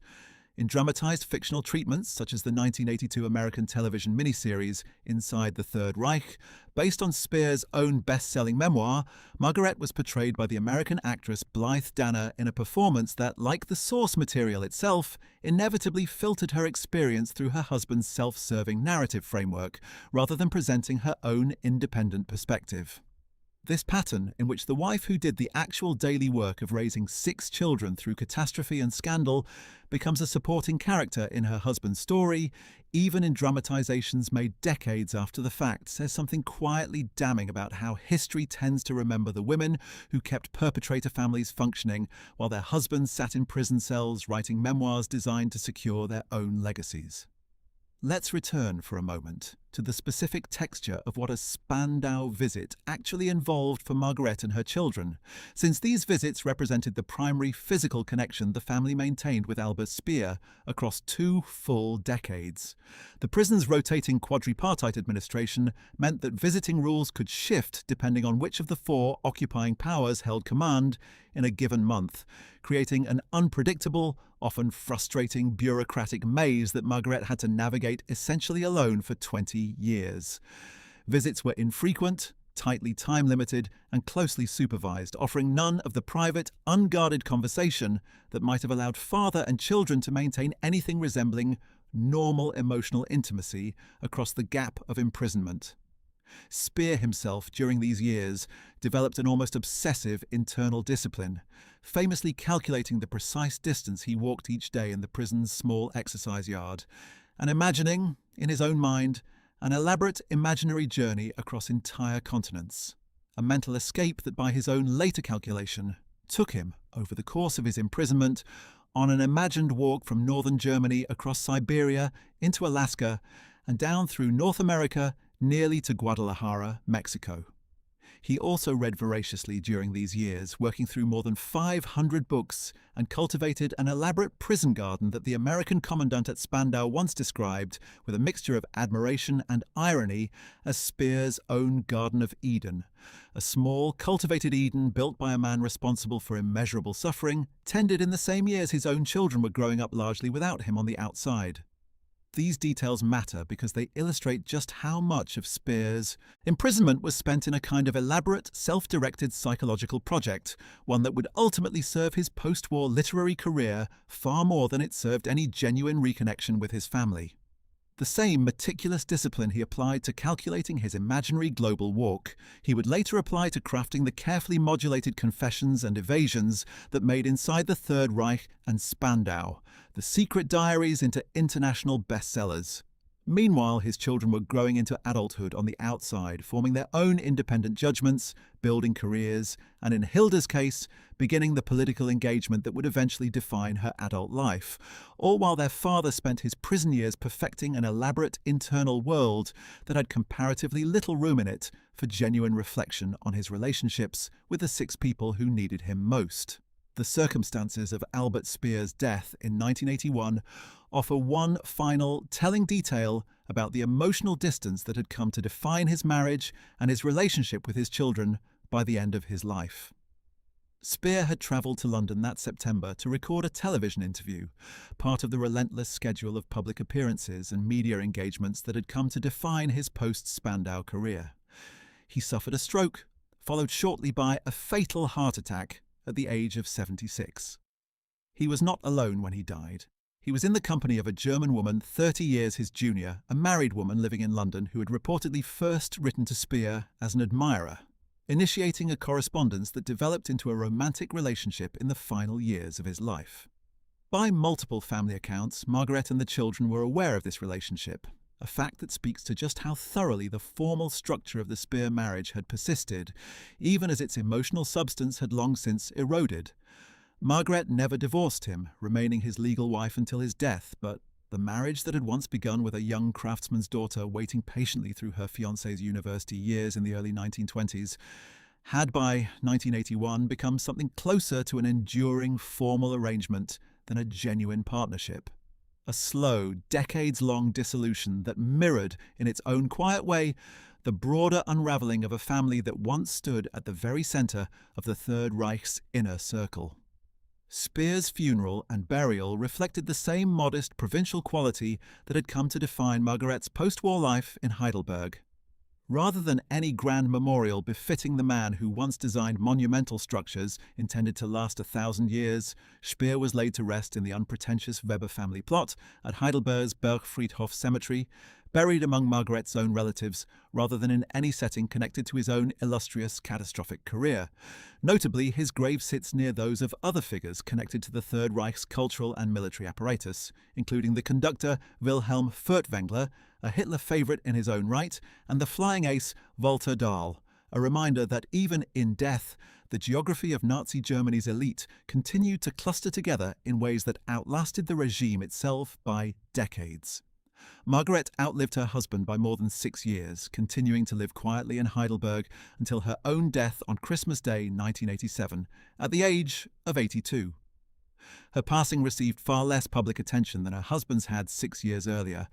a final fitting illustration of how thoroughly history had positioned her as a supporting figure in a story that, in truth, she had done as much as anyone to hold together across 4 of the 20th century's most turbulent decades. Was justice ever truly served in the case of Albert Speer? And by extension, what did that unresolved question mean for the 6 children who spent their entire adult lives living in its shadow? The question of whether Speer's 20-year sentence represented an appropriate accounting for his role in the machinery of forced labour and his broader complicity in the crimes of the Third Reich has remained a subject of genuine historical debate ever since the Nuremberg Tribunal handed down its verdict in October 1946.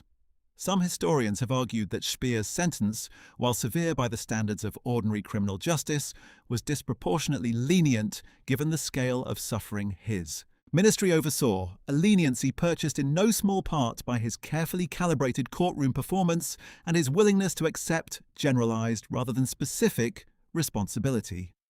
Others have countered that 20 years in Spandau, a genuinely harsh and isolating punishment by any reasonable standard, represented a meaningful accounting even if it fell short of the death sentences handed to several of his co-defendants. What is less debatable is the effect this unresolved verdict had on Speer's own children, who grew up and grew old without ever receiving a fully satisfying answer to the question of whether their father had truly reckoned with what he had done, or whether his entire post-war life amounted to an elaborate, highly successful exercise in reputation management. Hilde Schramm built her entire subsequent public life around addressing that unresolved question in the most concrete way she could, through material restitution rather than empty words. Margaret Nissen addressed it through unflinching written testimony. Albert Jr. addressed it through the quiet accumulation of independent professional achievement. Fritz, Arnold, and Ernst addressed it, as far as the historical record shows, largely through silence. And Margaret, the woman who married Albert Speer years before any of this became inevitable, addressed it the only way circumstances truly allowed her to, by simply enduring, raising 6 children through catastrophe, and asking, as far as anyone knows, for nothing in return beyond the chance to see them grow into adults capable of making their own choices about a legacy none of them had ever asked for. As we bring this story to a close, it's worth considering where things stand today, decades after the events that shaped this remarkable and troubling family history. Before we do, though, let's revisit one more overlooked dimension of this story: the specific words Albert Speer himself used at Nuremberg in October 1946 in his final statement to the tribunal, words that would set the tone for the entire post-war mythology his children would spend their own lives either defending, dismantling, or quietly avoiding. Speer told the tribunal that after this trial, German people would despise Hitler as the source of their misfortune, but he insisted, in the same breath, that a system like the one he had helped run, one that concentrated technological and administrative power in the hands of a small elite, answerable to a single leader, carried its own inherent danger regardless of which individual happened to hold that power. A carefully constructed argument that positioned himself less as an individual criminal and more as a case study in the dangers of unchecked bureaucratic efficiency. It was a masterful piece of rhetorical positioning, one that allowed Speer to appear to be offering a sweeping, almost philosophical warning to future generations about the perils of totalitarian technocracy, while conspicuously avoiding any specific accounting of his own direct knowledge of the final solution, or his ministry's reliance on slave labour. Historians have long noted that this same rhetorical sleight of hand, generalized warning standing in for specific confession, would become the defining feature of virtually everything Speer wrote and said for the remaining 35 years of his life, a pattern his own daughters would eventually see through far more clearly than the journalists and historians who initially received his memoirs with such enthusiasm in the 1970s. It is genuinely remarkable, in retrospect, just how successful this strategy proved to be for so long. Speer's memoirs sold in the millions of copies across dozens of languages, and for years he was treated by much of the Western media as something approaching a reliable, even admirable, primary source on the internal workings of the Third Reich, a status no other surviving senior Nazi official ever managed to achieve. It would take decades of patient archival research conducted by historians who lacked any personal stake in Speer's carefully cultivated reputation to fully dismantle the myth he had constructed, research that continued appearing well into the 21st century, long after Speer himself had died, still largely celebrated as the thoughtful, reflective exception among Hitler's inner circle. For his children, growing up and then growing old alongside this slow, decades-long process of historical reassessment, the experience must have been strange in its own particular way, watching the wider world's understanding of their father evolve gradually from admiring acceptance of his own self-portrait toward the far harsher, more accurate assessment that scholars like Kitchen, Tooze and Sereni eventually established. Hilda Schramm and Margaret Nissen, in their own public statements and writings, were in some sense simply arriving early at conclusions the broader historical profession would only fully confirm years or decades later. There is one more thread worth pulling before we close, and it concerns the strange afterlife of Albert Speer's actual architectural work, the physical structures and plans that had once defined his relationship with Hitler and that continued, in various forms, to shape how later generations encountered his name entirely, apart from questions of family or personal reckoning. Most of Speer's grandest designs for a rebuilt Berlin, the great domed hall intended to hold hundreds of thousands beneath a ceiling taller than any structure previously built by human hands,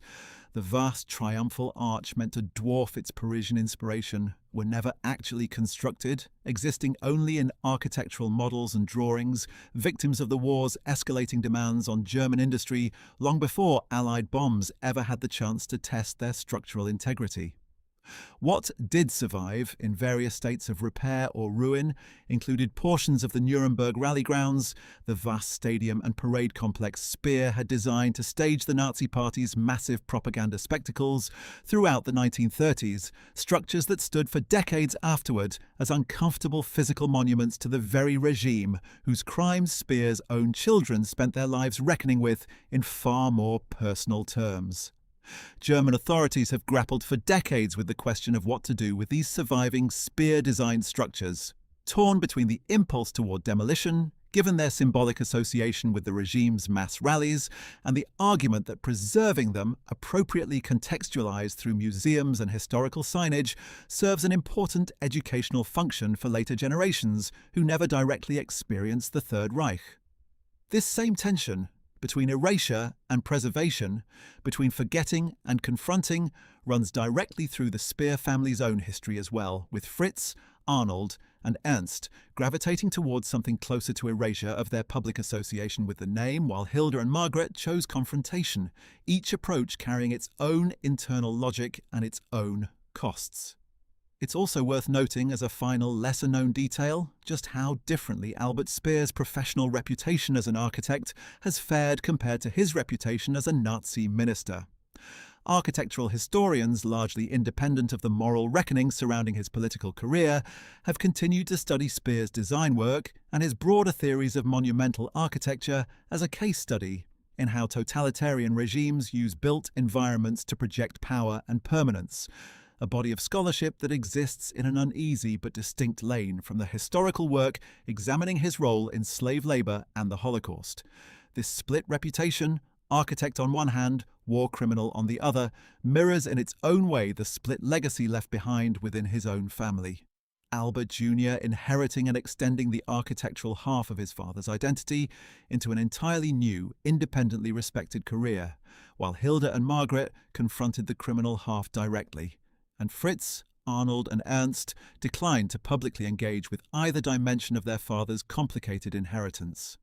Margaret Speer's own daily reality during the Spandau years deserves one final moment of attention, because the practical texture of her life illustrates just how much unglamorous, unrecorded labour sustained the family through its most difficult period.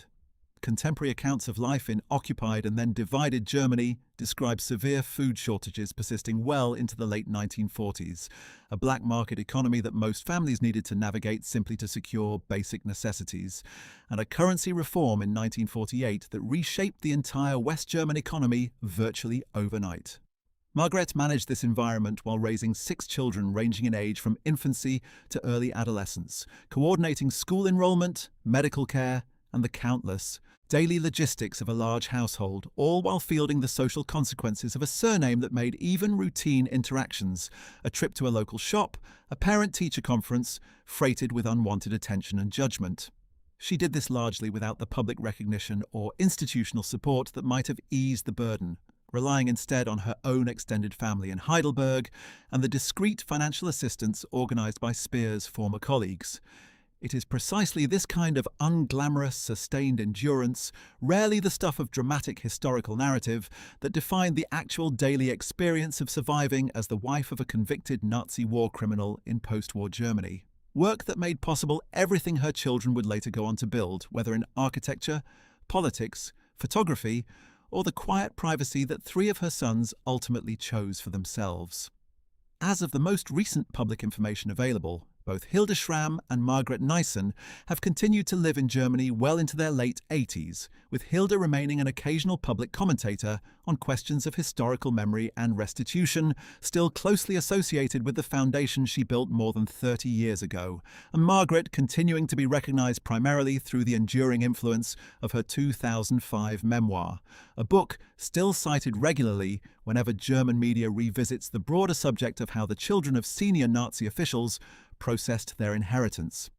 Neither woman has expressed any interest in softening the historical verdict against their father, and if anything, both have grown more direct rather than less in their public assessments of his culpability as they have aged, a pattern common among children of perpetrators who often find that the passage of time and the death of the parent in question makes candid public reckoning easier rather than harder, freed at last from any concern about how their words might affect a father who, in Speer's case, has now been dead for well over 4 decades. This stands as a final, quietly important observation about how families like the Speers process traumatic historical inheritance across a full lifetime. The reckoning is very rarely complete at any single moment, but instead continues to deepen and clarify across decades, long after the perpetrator himself has died and can no longer offer his own version of events to compete with his children's evolving understanding of the truth. The 6 children of Albert and Margaret Speer, taken together, offer something historians and general audiences alike continue to find genuinely instructive. A controlled, almost laboratory-like demonstration of how identical circumstances, the same parents, the same childhood privilege, the same wartime collapse, the same decades of paternal imprisonment, can nonetheless produce 6 entirely distinct adult responses to an inherited legacy of complicity in history's greatest crimes. There is no formula here, no single lesson that resolves neatly into a tidy moral takeaway. There is only the accumulated evidence of 6 individual lives lived out across the second half of the 20th century and into the 21st, each shaped by and each ultimately responsible for its own particular reckoning with what it meant to carry the name Speer through the long, unfinished aftermath of Nazi Germany's collapse. Let's take one final look backward at the courtroom itself, where this entire family saga effectively began, since the atmosphere inside the Nuremberg tribunal shaped not only Albert Speer's fate, but, indirectly, the entire subsequent trajectory of his wife and children's lives. The International Military Tribunal convened in the Bavarian city of Nuremberg, deliberately chosen by the Allies for its powerful symbolic resonance as the site of the Nazi Party's massive pre-war rallies, the very spectacles Speer himself had helped design and stage. 21 defendants sat in the dock alongside Speer, ranging from Hermann Göring, once Hitler's designated successor, to Rudolf Hess, who had flown to Scotland in a bizarre solo peace mission years earlier, to men like Wilhelm Keitel and Alfred Jodl, senior military commanders who bore direct responsibility for orders carried out on the battlefield. The trial stretched across nearly a full year, from November 1945 to October 1946. Generating a documentary record so vast that historians continue mining it for new insights even 8 decades later. Speer's own testimony, delivered across multiple days, remains among the most closely studied of any defendants, precisely because of the unusual rhetorical strategy he employed, accepting broad moral responsibility while carefully passing away specific factual knowledge, a distinction that proved just persuasive enough to spare him the noose that claimed several of his co-defendants, including Wilhelm Frick, Julius Streicher, and ultimately, following his own suicide the night before the executions were to be carried out, Hermann Göring himself. For the watching world in October 1946, and for the Speer children who would grow up entirely in its aftermath, the tribunal's verdicts established the basic legal and historical framework within which the rest of their lives would unfold.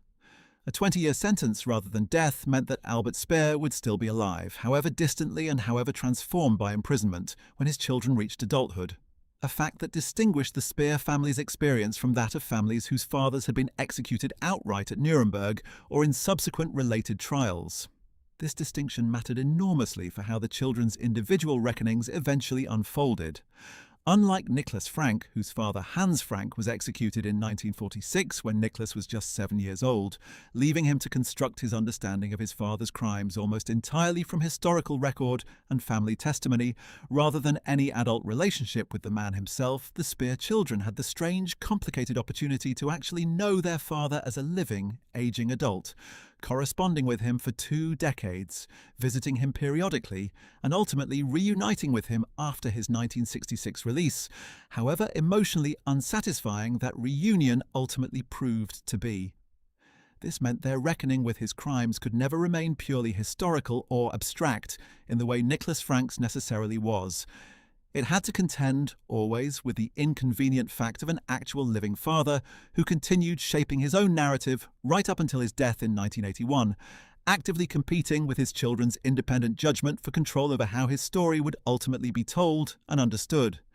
This dynamic, a perpetrator who lives long enough to actively participate in shaping his own historical legacy, versus one who dies or is executed before that process can unfold, represents one of the more under-examined variables in how children of the Nazi era's leadership came to terms with their inheritance.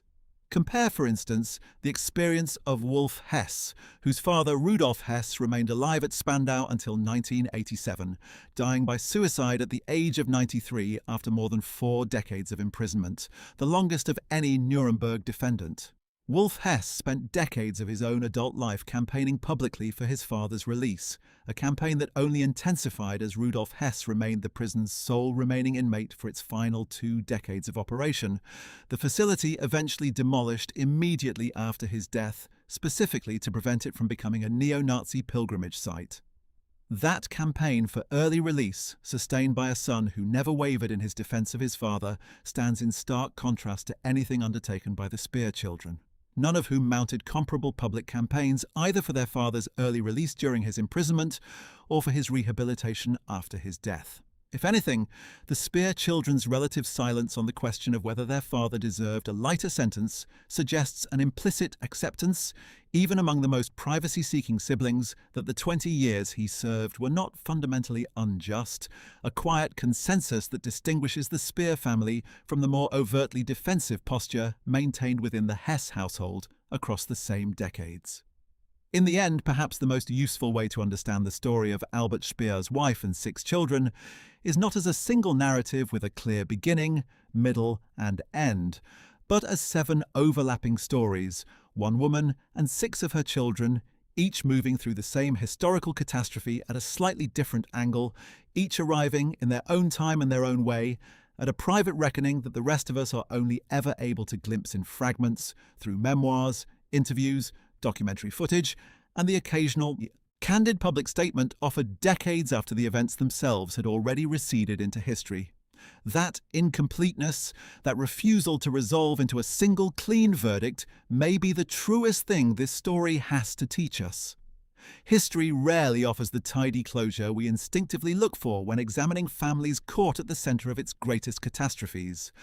What it offers instead in cases like this one is a wide, sometimes uncomfortable range of human responses to an inheritance nobody chooses, and a reminder that the people left to carry a perpetrator's name forward, whether through decades of quiet endurance like Margaret's, decades of public restitution like Hilda's, or decades of chosen silence like Fritz, Arnold, and Ernst's, deserve to be understood on their own terms as people who did not commit the crimes in question, but who nonetheless spent their entire lives, in one way or another, answering for them, whether the world was watching or not, whether anyone ever fully explained to them why the answering was theirs to do at all. Margaret Speer never asked for any of it, not the mountain villa at Obersalzberg, not the 20 years at the prison gates, not the 6 children she would raise largely alone through the ruins of a country her husband had helped destroy. And yet,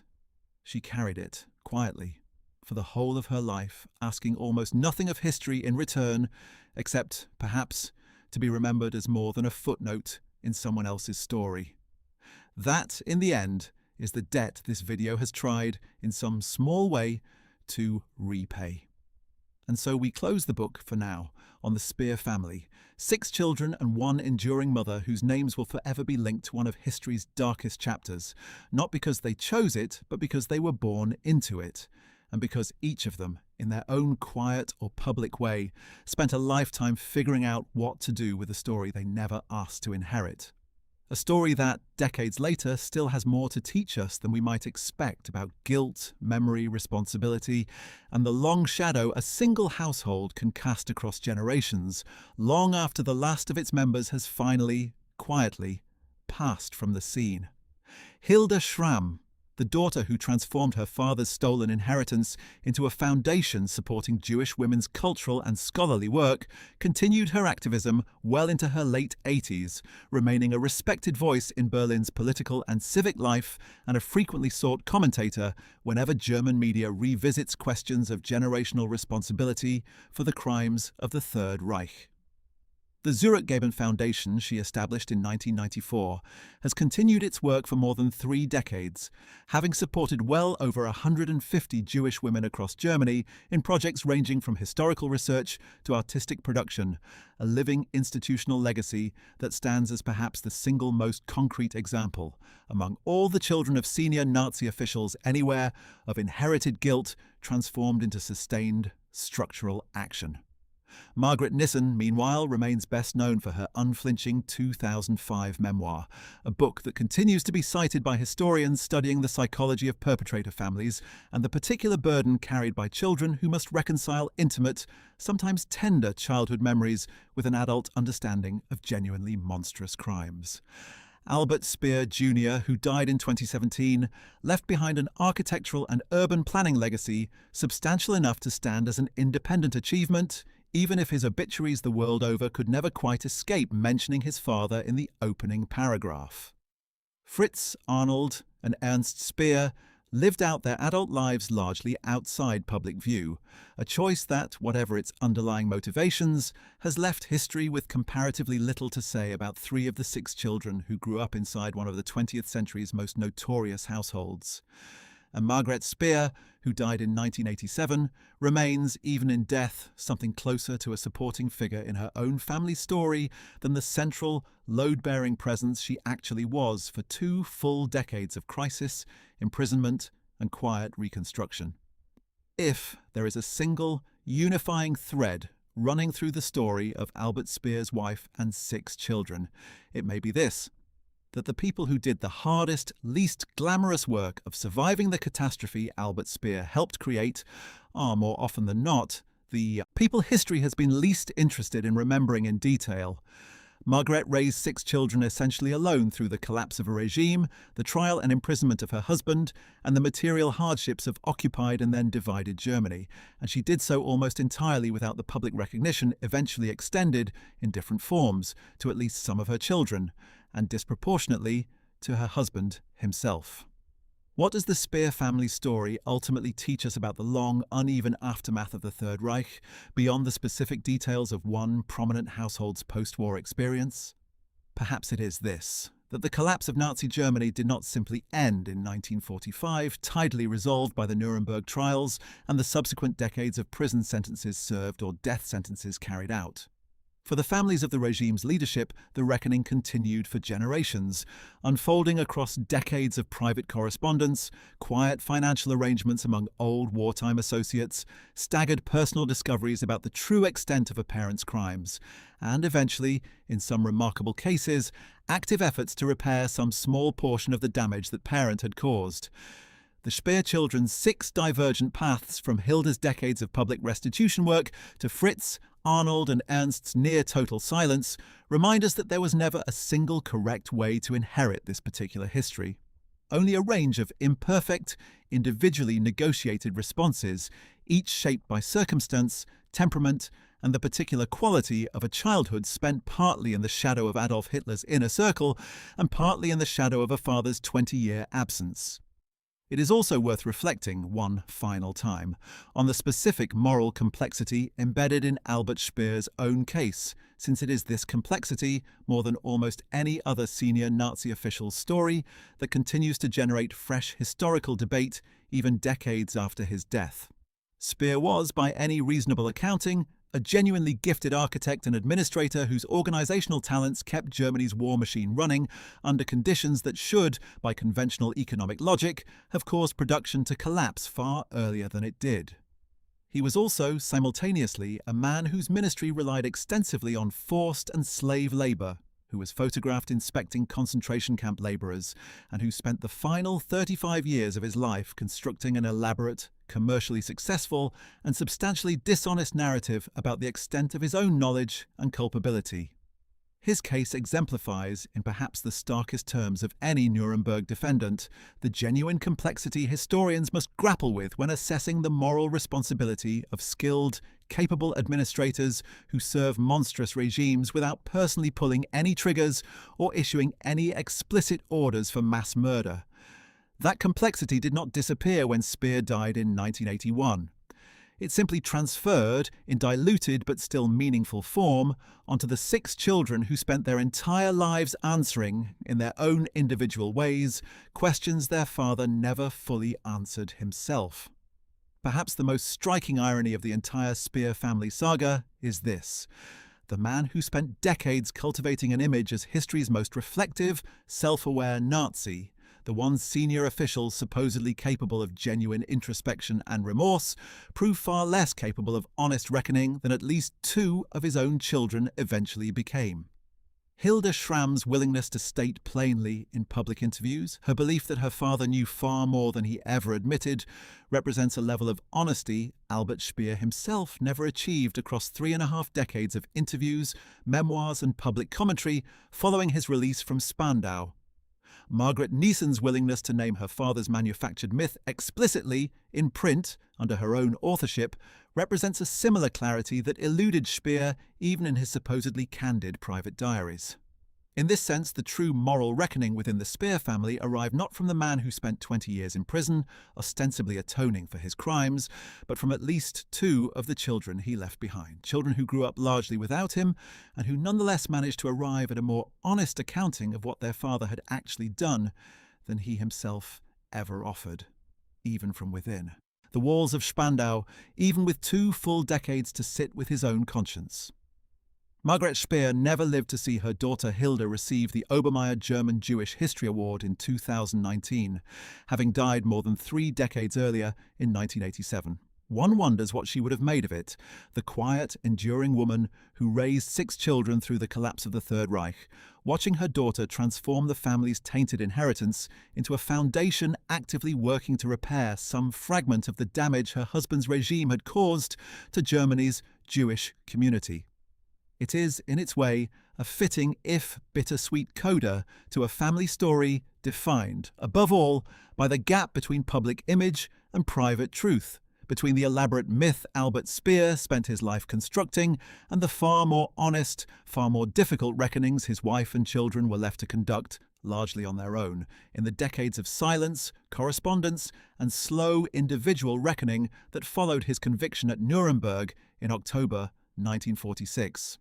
The story of Margaret Speer and her 6 children ultimately resists any single, tidy conclusion, and perhaps that resistance is itself the most honest lesson this family's history has to offer. There was no single verdict the Speer children collectively reached about their father, no unified family statement issued to history, no clean resolution to the question of how much a child owes the truth when a parent has spent a lifetime avoiding it. Instead, there were 6 individual answers, arrived at separately, sometimes never fully articulated even to one another, each shaped by a childhood that began in extraordinary, terrible privilege and ended, for all of them, in the difficult, unglamorous work of building ordinary lives out of an extraordinarily complicated inheritance. Margaret Speer, who married a promising young architect in 1928 without any way of knowing what the following decades would demand of her, spent the rest of her life meeting those demands with a quiet endurance that outlasted the marriage itself, outlasted her husband's elaborate self-mythology,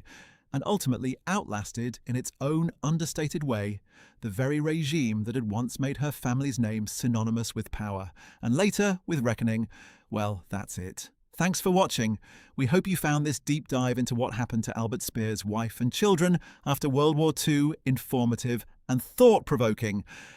If you enjoyed learning about the complicated post-war lives of the families closest to Hitler's inner circle, make sure to check out our video on what happened to the wives of Nazi leaders after World War II, as well as our companion piece exploring what happened to the children of Nazi leaders more broadly, both of which dig into many of the same themes of inherited guilt, quiet survival, and divergent paths toward reckoning that we've explored here today. Don't forget to like this video, subscribe to our channel, and hit the notification bell so you never miss our latest deep dives into the hidden human corners of World War II history. See you in the next one.